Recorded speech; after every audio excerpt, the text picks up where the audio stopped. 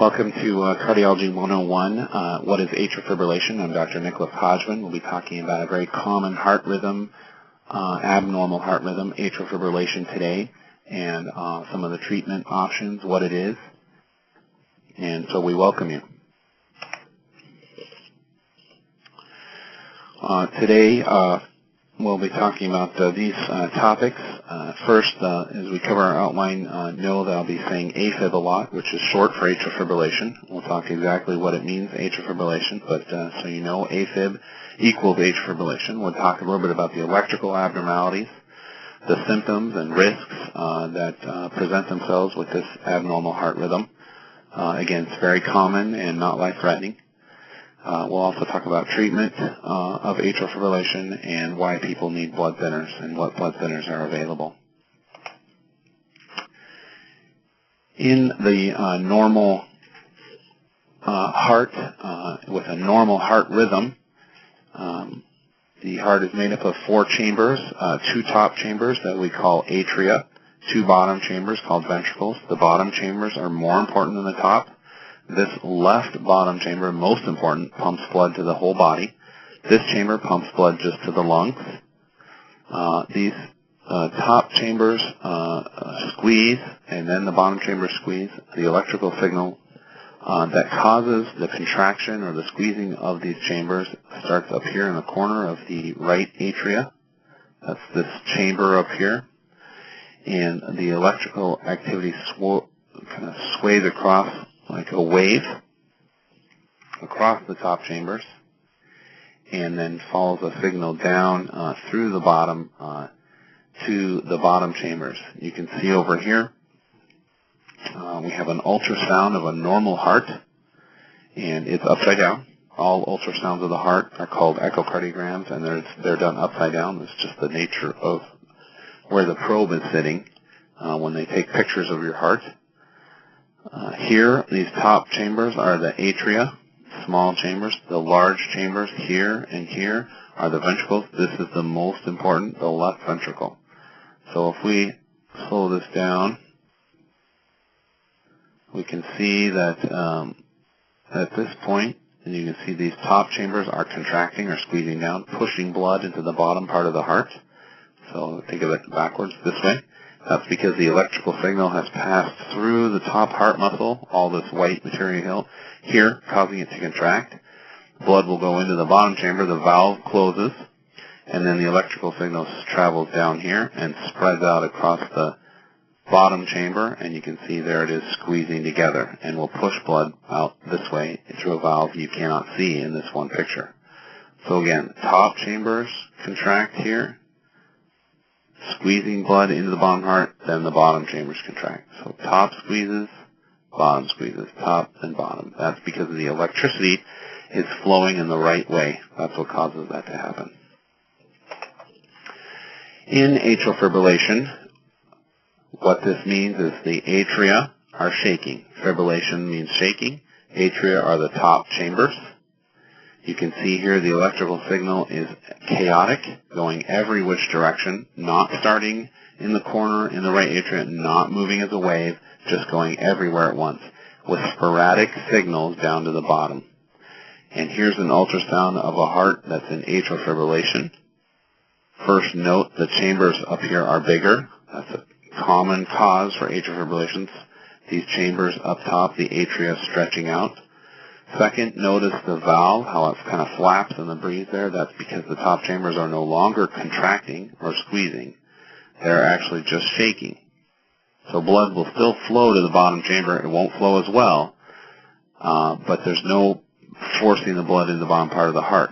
Now, some people feel that, some people don't. We'll talk about that more later, but you can really see by the flapping of the valve the kind of shakiness of this top chamber. We'll just watch that for a second. So it opens, and there it is flapping away because this top chamber is shaking, shaking, shaking.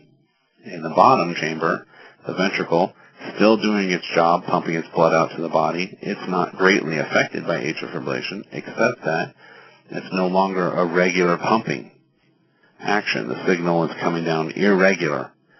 so not evenly spaced. And so the bottom chamber is pumping at random times when a signal gets through to this bottom heart muscle. Symptoms at all from atrial fibrillation. This can be a problem when we talk about the risks. So many people, especially people over 50, over 60 years old, such a common heart rhythm to have, and we'll talk a little bit about why.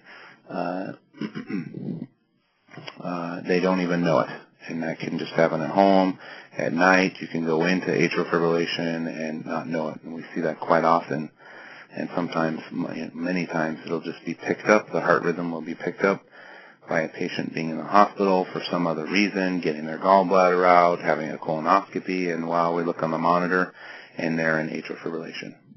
Now, many patients also feel the symptoms. You can have your heart race and feel a pounding. Some people feel lightheaded and dizzy. Others just feel weak. They don't really feel anything with their heart, but they can tell their body feels weaker or they're more tired. Some get chest pain, especially when the heart goes fast in atrial fibrillation, and some people get shortness of breath.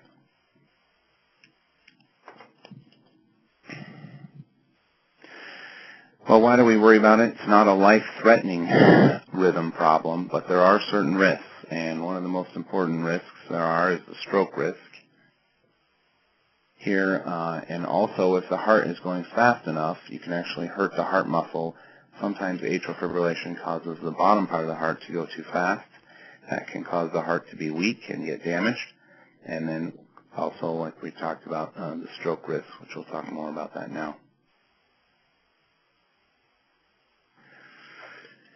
If you look here, I have a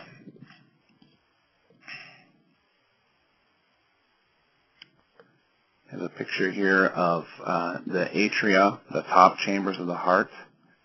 In a normal heart, remember the electrical signal crosses like a wave. In atrial fibrillation, the electrical signal is chaotic. In everybody's heart, we have a little section of this atria that sticks out, which is called the left atrial appendage. It's just a little bit of an opening, like a little cavity on the side. I'm not sure why we have it. There's probably some good reason from when we were an embryo, but as an adult, it doesn't have any use except to cause trouble in atrial fibrillation. Now, what happens is, if you look here on another ultrasound of the heart, this is a picture of this little section of the atria, this pink area here, with a blood clot sitting right in it. So when the atria are shaking or in fibrillation and not squeezing normally, blood slows down in the atria. And when blood slows down, it tends to clot. Blood needs to always be moving at a certain pace. When it slows down, it tends to cause blood clots. And that's what can happen in this little atrial appendage, this little section of the heart that kind of sticks out on its own. And you can see if you're in atrial fibrillation greater than 48 hours, you have a risk of getting a blood clot here. And unfortunately, what can happen is a piece of this blood clot can break off and go to the brain, and that's what has happened to this unfortunate patient, who you can see a CT scan of the head has had a stroke, which can be a result of having atrial fibrillation.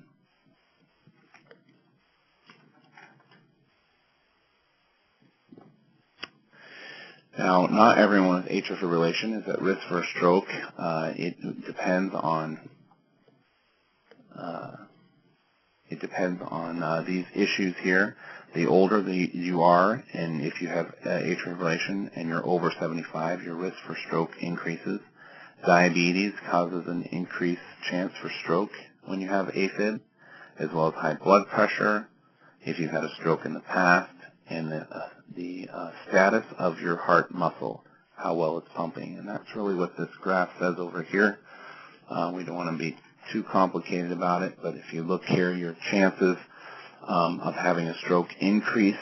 We use what's called the CHADS-2 score. You can see it here.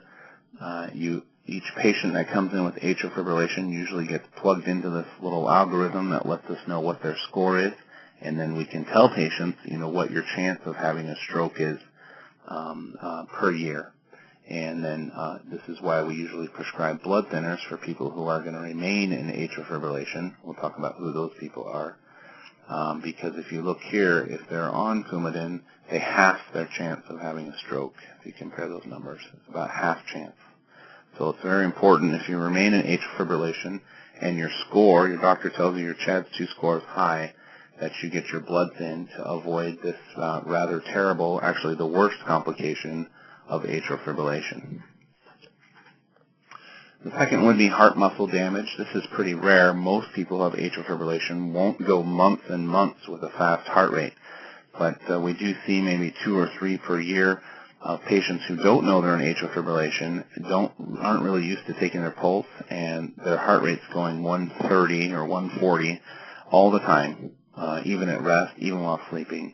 And after about 3 to 6 weeks, the heart muscle can't really handle going that fast and become thick, and people end up going into a little bit of heart failure, meaning fluid getting backed up in their lungs and in their legs because their heart cannot pump well because it's thick from going so fast all the time.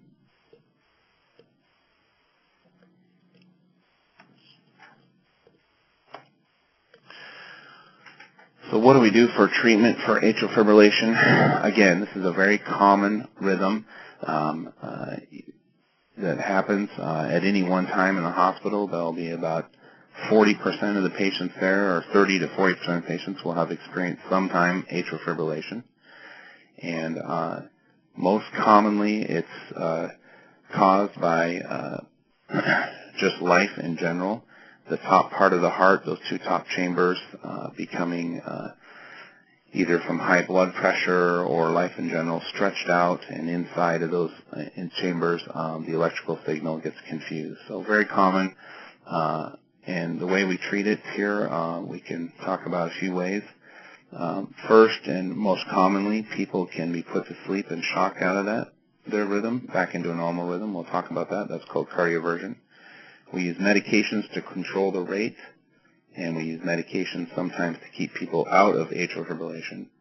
We'll talk a little bit about blood thinning as well.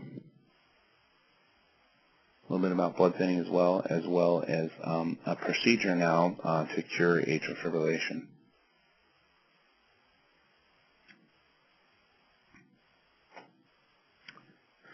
Cardioversion, or being shocked out of atrial fibrillation, is a simple procedure. Sounds more scary than it is. Basically, the patient who is in atrial fibrillation, which you can see here, an irregular rhythm, is in the ER or in the hospital somewhere, is put to sleep by anesthesia or some heavy medications given actually by a cardiologist, put to sleep. They put the pads on, and the patient doesn't feel anything, and using electricity shocks the heart, which the electricity passes through the heart, and it resets all the heart muscle. And then typically, about 90% of the time, people will come back out of atrial fibrillation and into a normal rhythm, like occurred here. Very low risk. Really, the risk of this procedure is more anesthesia than it is actual shocking of the heart. It's a very safe procedure.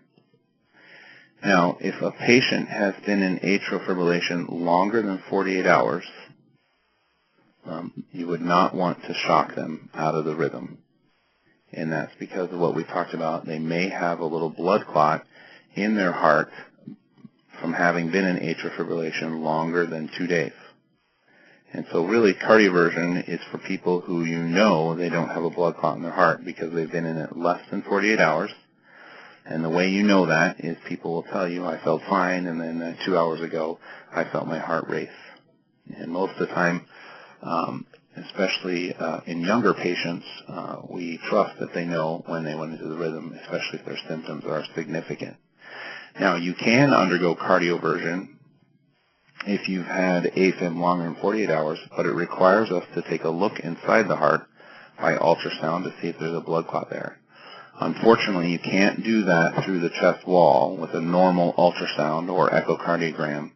That patient has to be put to sleep, and we have to pass a special ultrasound probe, into the throat and down the esophagus, which sits right by the heart, and we can see into that left atrial appendage, that little compartment we talked about that tends to get blood clots in it. If that's clear and there's no blood clot there, then patients can go ahead and be shocked or cardioverted back to a normal rhythm.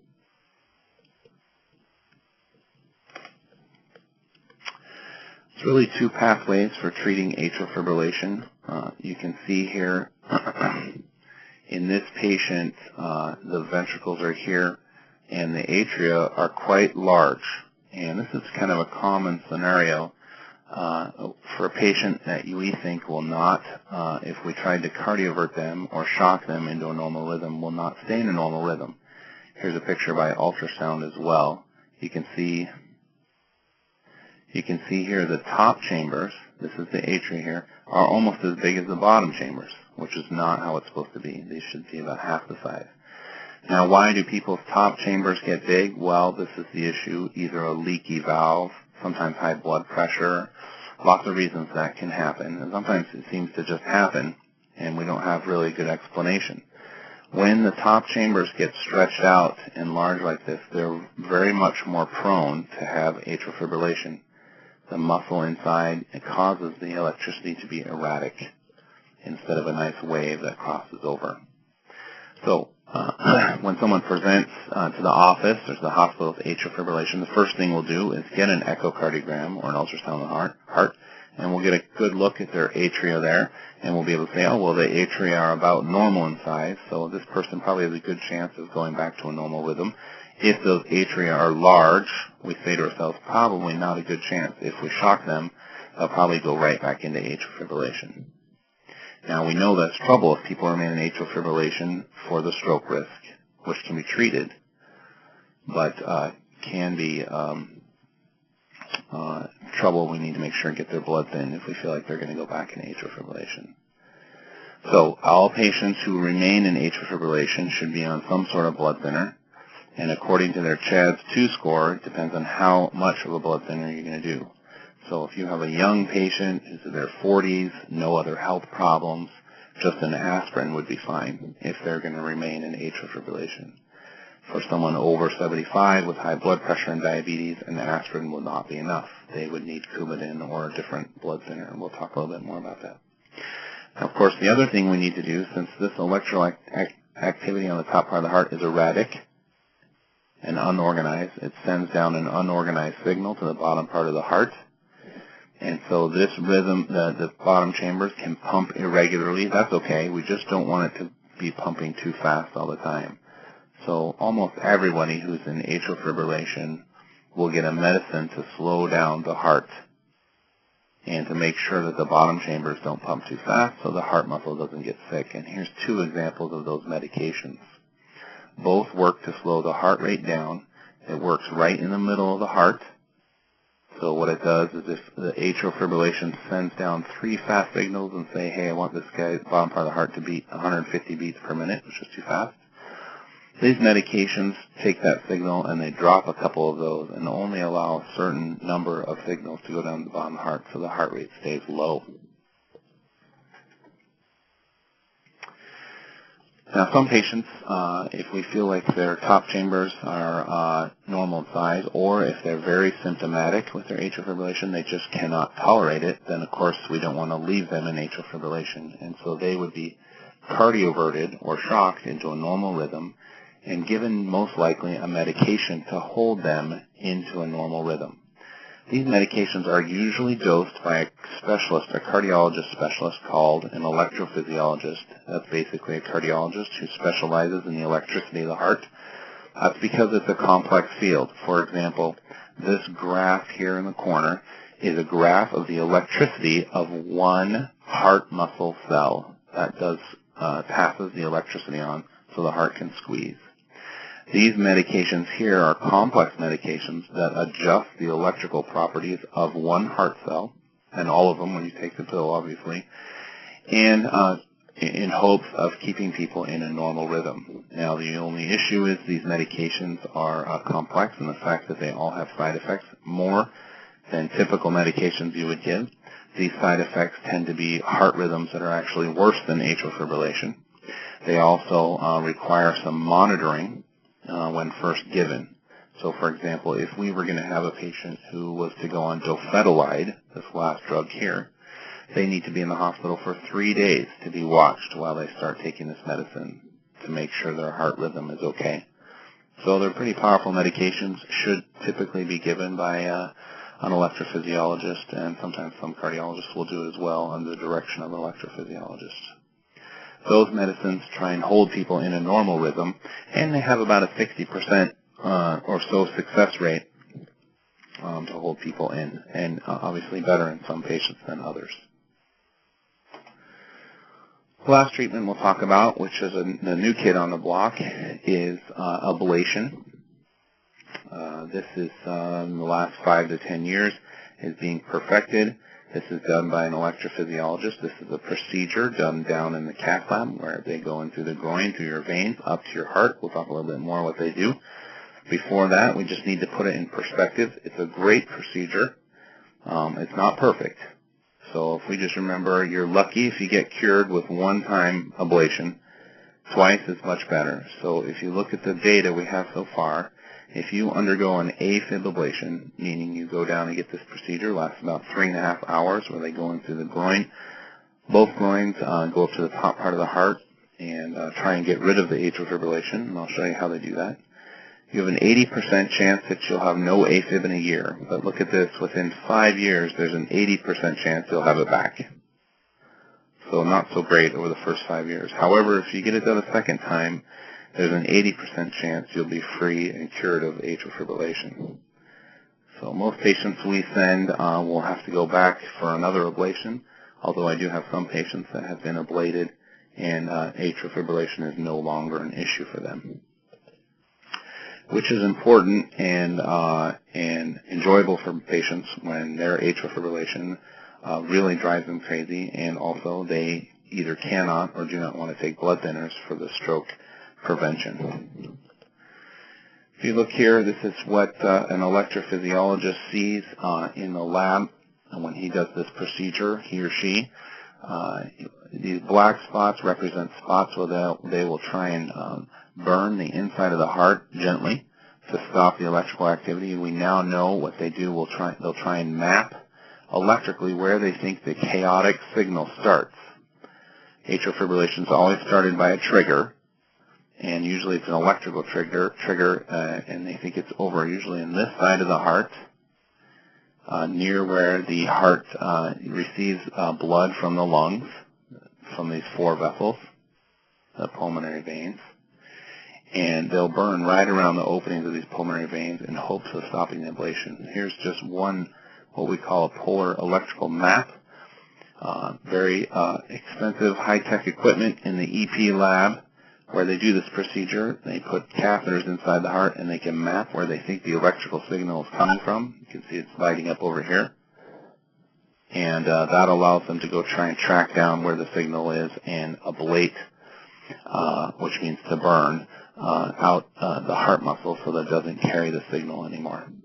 So a fantastic procedure that still needs a little more work, but if it works and you're one of the lucky 20% in the first year for cure rate, that's great. And then if you have to get it again, then you have an 80% chance of not having to deal with atrial fibrillation again. We have our own Dr. David Glassman, who's our electrophysiologist, who is well-versed in doing this and is exceptionally competent in ablating heart rhythms in our group here. The last thing we'll talk about is the blood thinning. 2 years ago, there wouldn't have been much to talk about. Everybody typically would have been put on Coumadin or warfarin. That is a medication that's incredibly cheap and incredibly old. It actually used to be rat poison. It thins your blood out. The drawbacks of Coumadin or warfarin is that you need to get blood drawn to make sure your blood's not getting too thin. Unfortunately, Coumadin is very reactive to diet and other medications, so you can thin your blood out too much, which is dangerous with the risk of bleeding. Also, your blood may not be thin enough, and then you're not getting covered for your stroke risk. So Coumadin, though cheap and we've used it so much, has its drawbacks. This last 2 years, some newer drugs have come out. Of course, since they're new, they're expensive, but they are exceptionally effective and much better than Coumadin. They work directly on the proteins that thin the blood out, and therefore you don't need your blood drawn. They don't interact much with other medications, and they're easier to take. So those are two new ones there. There's a couple more coming out. Now, typically, at least in my practice, I always at least wait a year when a new medicine comes out to make sure there's nothing they regret they didn't tell us. It's now been over a year, and I have many patients on these medications, and they do quite well. So we now have a couple studies that have shown us that these new medications cause less bleeding than Coumadin, and they decrease chance for stroke better than Coumadin does as well. So I think there's the ability to type in some chat questions. We kind of had a quick run-through of the basics of atrial fibrillation. If you can and want to ask some questions by chat, here we have access to that, and go ahead and do that now, and I'm happy to answer any questions you might have.